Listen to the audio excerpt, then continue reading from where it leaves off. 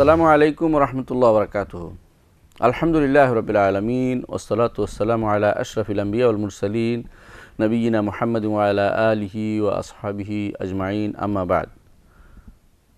সম্মানিত দর্শকবৃন্দ, আমরা আলোচনা করছিলাম গত পর্বে আকিদার একটি বিষয় নিয়ে, যে বিষয়টি আমাদের ইমাম আবু জাফর তহাবী রহমতুল্লাহ আলাই তিনি তার কিতাব বয়ান ও আকিদাতে আহলে সুন্নাহ ওয়াল জামাআহ প্রথমে আলোচনা করেছেন, অর্থাৎ আকিদার উৎস সম্পর্কে আলোচনা করছিলাম। আমরা এর আগেও আলোচনা করেছি আকিদার সঠিক উৎস, তারপর আমরা ভ্রান্ত উৎস কী সেগুলো আলোচনা করছিলাম। সেগুলো আলোচনা আমরা সবশেষে এমন এক জায়গায় এসেছিলাম যেখানে আমাদের ইমাম বলছিলেন যে যারা কোরআন এবং সুন্নাহকে আকিদার উৎস মনে করবে না, তারা এর বাইরেও উৎস খুঁজতে থাকবে, তারা সব সময় বিভ্রান্ত অবস্থা থাকবে এবং সন্দেহের মধ্যে নিপতিত থাকবে। সেখানে আমরা আলোচনা করেছিলাম যে ইসলামে কিন্তু এই আকিদার সহি উৎসই চলেছিল সাহাবায়ে কেরামের মধ্যে। কখনো তারা ভিন্ন কোনো জায়গা থেকে আকিদা নিতে চেষ্টা করেননি, বা আকিদার ব্যাপারে তারা ভিন্ন কোনো সোর্স খোঁজার চিন্তাও করেননি কোনো দিন। তাবেঈনদের যারা কেবার বড় বড় তাবেঈন ছিলেন, তারাও কিন্তু কখনো এই চিন্তাভাবনা করেননি। সেগারুত তাবেঈন, যারা ছোট ছোট তাবেঈনদের মধ্যে এই বিষয়টার উৎপত্তি হয়েছিল, তারা বিভিন্ন রকমের সন্দেহে দোদুল্যমান ছিলেন, মেনে নিতে পারেননি, প্রশ্ন করেছেন। এর মধ্যে প্রথম ছিল তাকদীরের ব্যাপারে প্রথম যে সন্দেহ তৈরি হয়েছিল, সেটা সাহাবায়ে কেরামের ছোট ছোট সাহাবাদের শেষ জীবনে তারা দেখেছেন তাবেঈনদের কেউ কেউ এই জিনিসটা করেছেন। আব্দুল্লাহ ইবনে ওমর রাদিয়াল্লাহু আনহু তিনি তখন অন্ধ হয়ে গিয়েছিলেন। এমন সময়ে তার কাছে নিয়ে আসা হলো কিছু লোককে, তিনি বসরার কিছু লোককে। তারা এসে বলল যে আব্দুল্লাহ ইবনে ওমর বললেন যে আমাদের এখানে কিছু লোক যারা মনে করে থাকে তাকদীর পূর্ব নির্ধারিত নয়, তাকদীর এখন হয়। তিনি বললেন যে এটা তো নতুন ফিতনা তৈরি হয়েছে, আমি যদি কোনো চোখে দেখতাম ওই লোকটাকে আমার সামনে আসলে আমি তাকে দাঁত দিয়ে ছিঁড়ে ফেলতাম।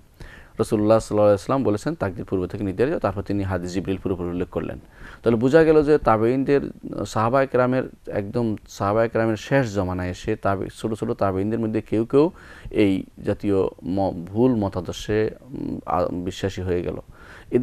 এদের কারণগুলি আমরা উল্লেখ করেছিলাম যে এর কারণ হচ্ছে নতুন নতুন দেশ আবিষ্কার এবং সেখানকার দর্শন দ্বারা মানুষ প্রভাবিত হওয়া। আর দ্বিতীয় হচ্ছে যে পরবর্তীতে খলিফা মামুন কর্তৃক গ্রিক দর্শন, ইন্ডিয়ান দর্শন এবং বিভিন্ন দেশের যে সমস্ত পচা দর্শনগুলো আছে সেই দর্শনগুলোকে আরবিতে অনুবাদ করা এবং সেগুলিতে মানুষ পড়ে থাকা, সেগুলি দ্বারা প্রভাবিত হওয়া। তৃতীয় আরেকটি কারণ হচ্ছে যে অমুসলিমদের দ্বারা মুসলিমদের আকিদার ষড়যন্ত্রের শিকার হওয়া। ইচ্ছা করে অনেকেই মুসলিমদের আকিদার ভিতরে অমুসলিম চিন্তাধারা ঢুকিয়ে দিয়েছে। সেই তিনটি কারণে মুসলিমদেরকে পথভ্রষ্টতায় নিপতিত করতে চেষ্টা করলো কাফেররা।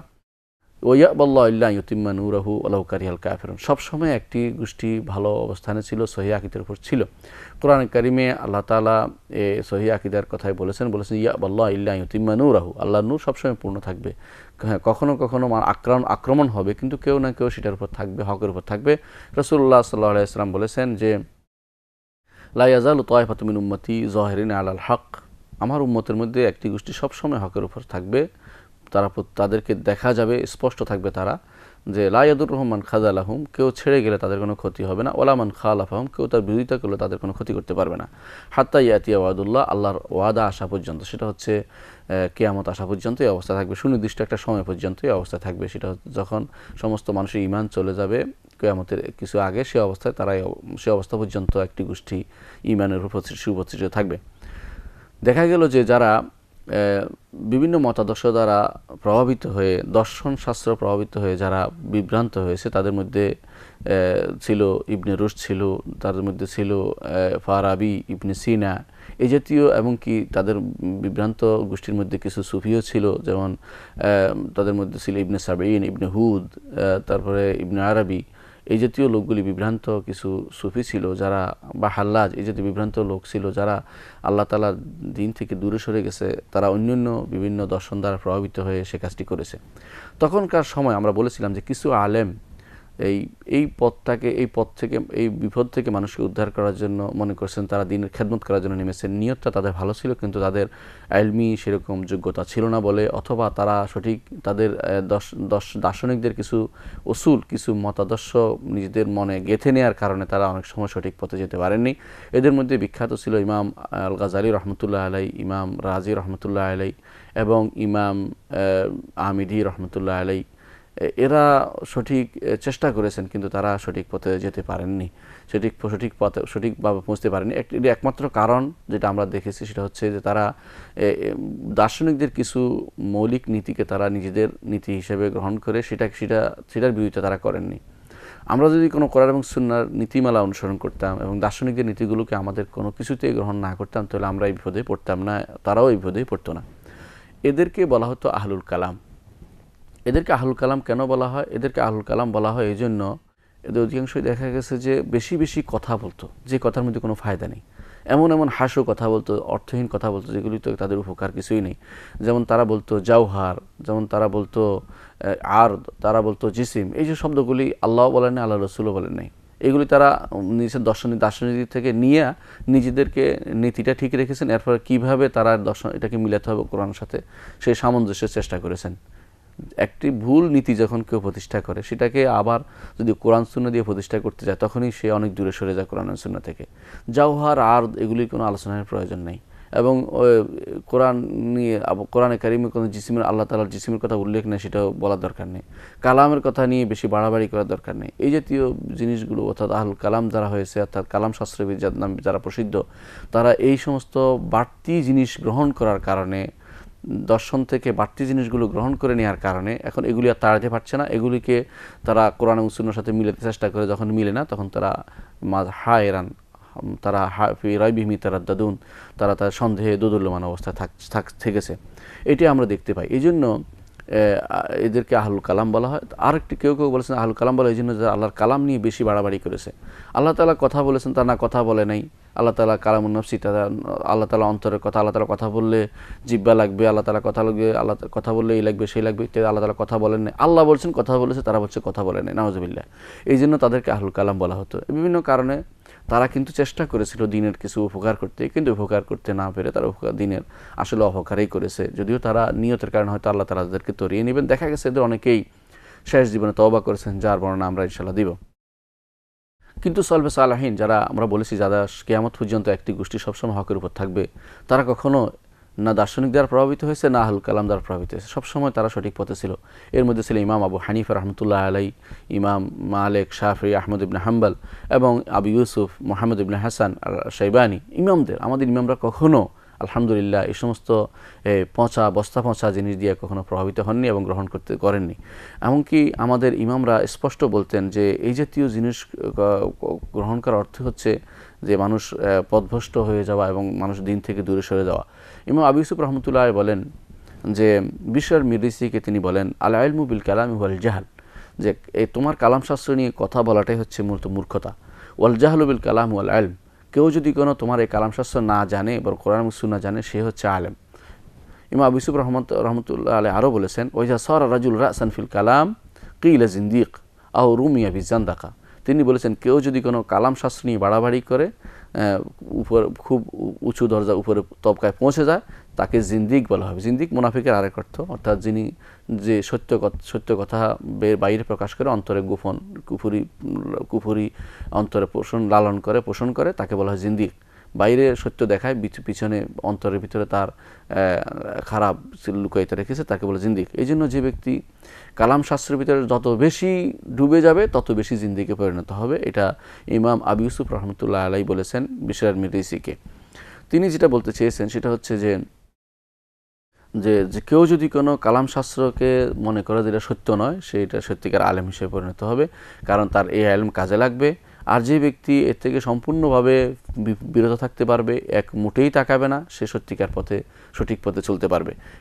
তার আলেমকে হেফাজত করতে পারবে, তার আকলকে হেফাজত করতে পারবে, যদি এর মাধ্যমে সে তার আলেমটাকে সঠিক রাখতে পেরেছে। এই জন্য ইমাম এই কথাটি বলেছেন যে কালাম শাস্ত্র জানার অর্থ হচ্ছে, না জানাটা হচ্ছে আলেমের নাম। কারণ কালাম শাস্ত্র জানার কারণে তার মূল আলেমটা নষ্ট হয়ে যাবে এবং সেটার সাথে খারাপের সাথে ভালোর সাথে খারাপ মিশ্রিত হয়ে যাবে। যেমনিভাবে দুধের সাথে একটু প্রস্রাব যদি কারো পড়ে, সেটা দুধ নষ্ট হয়ে যায়, তেমনিভাবে আলেমের সাথে এলমু কালাম ঢুকলে সে আলেমটাকে সেটা নষ্ট করে দেয়।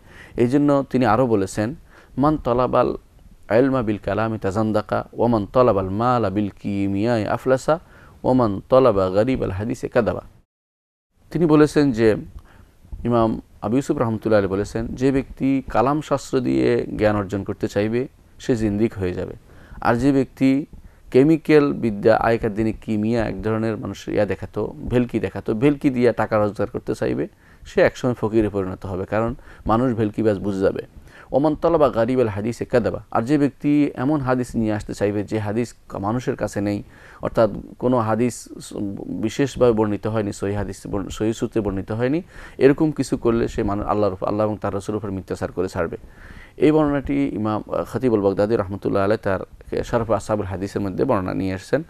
আর ইমাম শাইখুল ইসলাম ইবনে তাইমিয়া রহমতুল্লাহ তাআলাতুল আকরার নকলে নিয়ে এসেছেন যে আমাদের ইমাম আবু ইউসুফ রহমতুল্লাহ এই কথাটি বলেছেন যে আহলুল কালামদের দ্বারা, আহলুল কালামের জিনিস দ্বারা কেউ যদি জ্ঞান অর্জন করতে চায় আহলুল কালাম দ্বারা, তাহলে সে জিন্দিক হয়ে যাবে একসময়। এটা একটি প্রমাণিত সত্য হয়ে গেছে এখন, যে যারা কাল আল্লাহ কাল রসুল বলে তারা হকের উপর থাকবে, আর যারা কালা ফুলান কালা আল্লান অমুকে বলেছে তমুকে বলেছে বলবে, তারা কখনো হকের দিশা পাবে না এবং তারা সঠিক পথে কখনো থাকতে পারবে না। ইমাম শাফি রহমতুল্লাহ আলাইহি কি বলেন দেখেন, তিনি বলেছেন হুকমি ফি আহলিল কালামে আইয়ুদরাবু বিল জারিদ ওয়ান নিআল ওয়া ইউতাফু বিহিম ফিল আশাইর ওয়াল কাবাইল ওয়া ইউকালু হাযা জাযাউ মান তারাকাল কিতাব ওয়াস সুন্নাতা ওয়া আকবালা আলাল কালাম। ইমাম শাফি রহমতুল্লাহ বলেছেন যে আমার বিধান হচ্ছে, আমার হুকুম হচ্ছে, আমার নির্দেশ হচ্ছে, আমার ভার্ডিক্ট হচ্ছে এটা যে আহলুল কালামদের ব্যাপারে, যারা কালাম শাস্ত্র নিয়ে বাড়াবাড়ি করবে, কালাম শাস্ত্র শিখবে এবং সেটাই বাস্তবায়ন করতে চেষ্টা করবে, তাদের ব্যাপারে আইয়ুদরাবু বিল জারিদ ওয়ান নিআল, তাদেরকে জুতা এবং তাদেরকে কাঠ দিয়ে পিটানো হবে, ওয়া ইউতাফু বিহিম ফিল আশাইর ওয়াল কাবাইল, এবং বিভিন্ন গোত্রের উপরে তাদেরকে নিয়ে ঘোরানো হবে, ওই কাল এবং বলা হবে হাদা জাযাউ মান তারাকাল কিতাব ওয়াস সুন্নাহ, এই হচ্ছে ওই ব্যক্তির শাস্তি যে ব্যক্তি কোরআন এবং সুন্নাহ পরিত্যাগ করবে, ও আকবাল আলাল কালাম, এবং কালাম শাস্ত্র নিয়ে চলতে থাকবে, অর্থাৎ কালাম শাস্ত্র তার কিছু গুরুত্বপূর্ণ মনে করবে এবং তর্ক করতে থাকবে বিনা কারণে এবং আলোচনা করবে, সেগুলো জাওহার জিসিম আর এগুলো নিয়ে আলোচনা করবে, তাদের এই শাস্তি হওয়া উচিত। এটা হচ্ছে ইমাম শাফি রহমতুল্লাহ আলাইহির কথা। এটা ইমাম বাইহাকি রহমতুল্লাহ আলাইহি তার মানাকিবুশ শাফিঈতে তিনি সেটা নিয়ে এসেছেন, এবং ইমাম খতিবুল বাগদাদি রহমতুল্লাহ আলাইহি তার শরফ আসহাবুল হাদিস গ্রন্থে সেই বর্ণনাটা নিয়ে এসেছেন। তিনি আরও বলেছেন, আমরা জানি যে ইমাম শাফি রহমতুল্লাহ আলাইহি কবিও ছিলেন, তিনি আরও বলেছেন কুল্লুল উলুমি সাওয়াল কোরআনি মাশগালা ইল্লাল হাদিস ওয়া ইল্লাল ফিকহ ফিদ-দীন আল ইলমু মা কানা ফীহি ক্বালা হাদাসানা ওয়া মা সিওয়া যালিকা ওয়াসওয়াসুশ শায়াতিন। তিনি বলেছেন যে প্রত্যেকটি ইলমই কোরআন ছাড়া প্রত্যেকটি ইলমই হচ্ছে মানুষকে বিরত রাখার একটি মাধ্যম, অর্থাৎ দিন থেকে বিরত রাখার মাধ্যম। ইল্লাল হাদিস ওয়া ইল্লাল ফিকহ ফিদ-দীন, তবে হাদিস এবং ফিকহ ফিদ-দীন এর বিপরীত, এই দুটি জানতে হবে। কোরআন, হাদিস, ফিকহ ফিদ-দীন, এই তিনটি জিনিসকে তিনি গুরুত্ব দিয়েছেন।